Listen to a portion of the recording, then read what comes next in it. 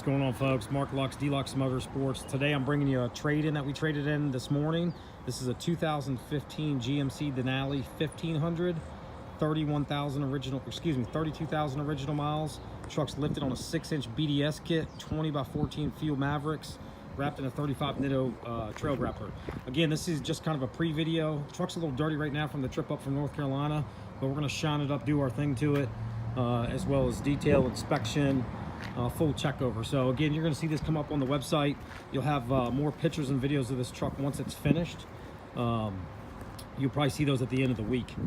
One of the best, I'd probably say the best color that GMC makes in this truck. Just a gorgeous blue color. Here's a couple quick shots of the interior. Seats in really good shape. Interior is going to be solid. Again, once we finish detailing it, it's going to be pretty much showroom ready. Just a gorgeous truck in person. So again, if you're in the market for a 1500, you don't want to buy a diesel and spend the money on a diesel, especially in a Denali. This truck's 32,000 original miles, a 2015 from the South, no rust, super clean.